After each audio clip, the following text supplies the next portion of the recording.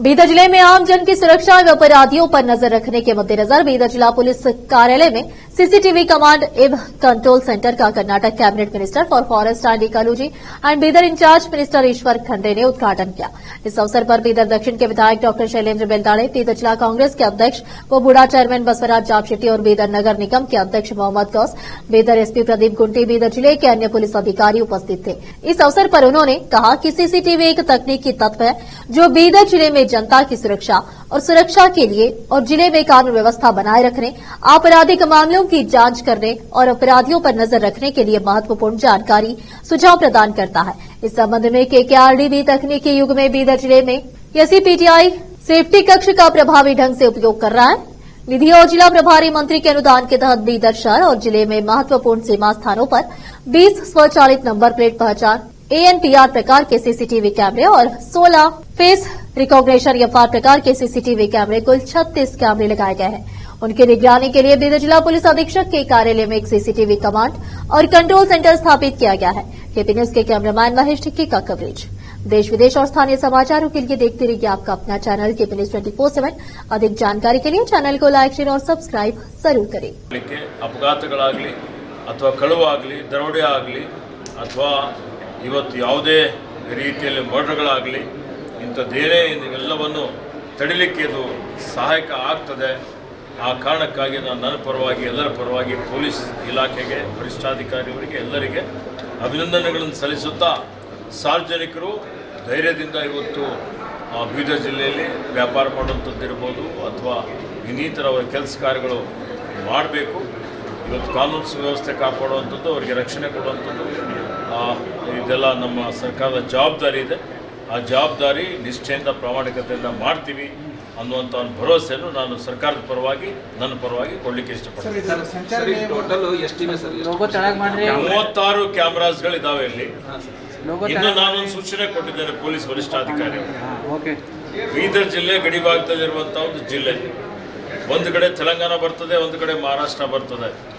ಹೀಗಾಗಿ ಬಹಳ ಕಡೆ ಕಾಲ್ದಾರಿಗಳಿದ್ದಾವೆ, ಕೆಲವೊಂದು ಕಡೆ ಬೇರೆ ಬೇರೆ ಮುಖ್ಯ ದಾರಿ ಬಿಟ್ಟು ಇವತ್ತು ಒಂದು ಸಣ್ಣ ದಾರಿಗಳಿದ್ದಾವೆ।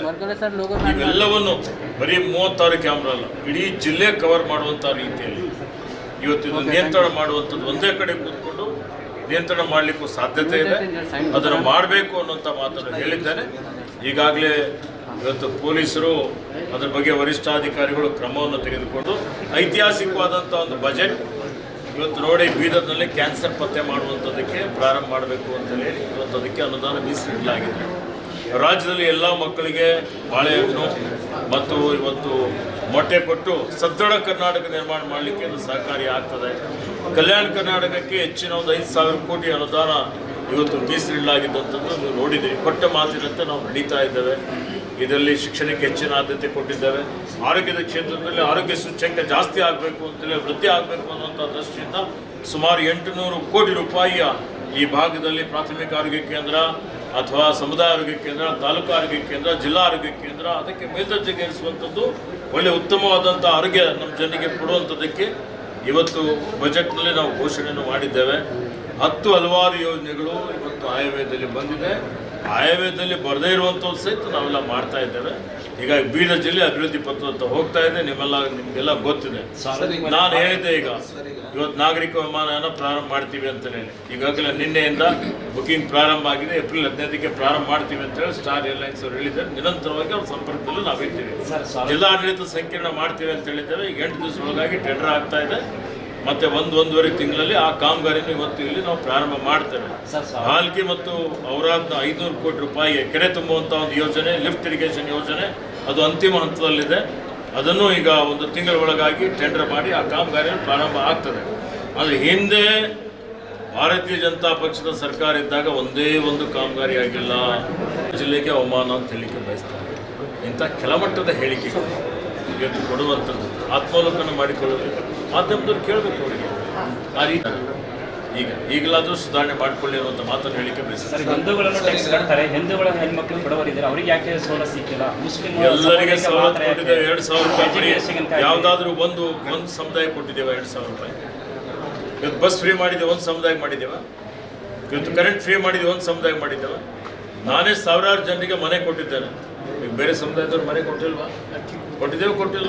ಅಕ್ಕಿ ಕೊಡ್ತಾ ಇದ್ದೀವಿ, ಎಲ್ಲ ರೀತಿಯ ಸಹಾಯಧನ. ಈಗ ರೈತರಿಗೆ 18,000 ಕೋಟಿ ರೂಪಾಯಿ ಸಬ್ಸಿಡಿ ಕೊಡ್ತಾ ಇದ್ದೀವಿ, ಫ್ರೀಯಾಗಿ ಕರೆಂಟ್ ಕೊಡ್ತಾ ಇದ್ದೀವಿ. ಅದ್ರಲ್ಲಿ ಜಾತಿ ಇದೆಯಾ? ಏನು ಜಾತಿ? ಓದಕ್ಕೆ 30 ಲಕ್ಷ ಕೊಟ್ಟಿದ್ದಾರಲ್ಲ, ಬಡವರ ಒಂದು ಅಲ್ಲಿ ಇದ್ದಾರೆ, ಯಾಕೆ ಸಿಗಲಿಲ್ಲ? ಎಲ್ಲರಿಗೆ ಕೊಡ್ತಾ. ಈಗ ಟೆಂಪಲ್ಗೆ ನಾನೇ 10 ಕೋಟಿ ರೂಪಾಯಿ ಕೊಟ್ಟಿದ್ದೇನೆ. ಅಂದರೆ ಬೀದರ್ ಜಿಲ್ಲೆಯಲ್ಲಿ ಈಗ ಇವತ್ತು ನಾನೇ 10 ಕೋಟಿ ರೂಪಾಯಿ ಬಿಡುಗಡೆನೇ ಮಾಡಿಸಿದ್ದೇನೆ. 6,60,00,000 ರೂಪಾಯಿ. ಅಂದ್ರೆ ಏನರ್ಥ? ಅರೆ ಇಲ್ಲಿ ದೇವಾಲಯಗಳಿದ್ದಾವೆ, ಗಿರಿಜಾಘರಗಳಿದ್ದಾವೆ, ಬುದ್ಧ ಮಂದಿರಗಳಿದ್ದಾವೆ, ಮಸ್ಜಿದ್ಗಳಿದ್ದಾವೆ, ದರ್ಗಾಗಳಿದ್ದಾವೆ, ಎಲ್ಲ ಸರ್ವಧರ್ಮ ಸಮನ್ವಯ. ಕರ್ನಾಟಕ ರಾಜ್ಯ ಇದೊಂದು ಶಾಂತಿಯ ತೋಟ ಅಂತ ಹೇಳ್ತೀವಿ. ತನಿಖೆ ಮಾಡಿ ಅಂತ DCF ಅವರಿಗೆ ಹೇಳಿದ್ದೇನೆ. ಬೆಂಕಿ ನಂದಿಸಿದ್ದಾರೆ. ಆ ತನಿಖಾ ವರದಿಯಲ್ಲಿ ಯಾರಾದರೂ ತಪ್ಪಿತಸ್ಥರಿದ್ದರೆ ಅಥವಾ ಕಿಡಿಗೇಡಿ ದುಷ್ಕರ್ಮ ಮಾಡಿದ್ರೆ ಅವ್ರ ಮೇಲೆ ಕಾನೂನು ರೀತಿಯ ಕ್ರಮ ಜರುಗಿಸ್ತೇವೆ.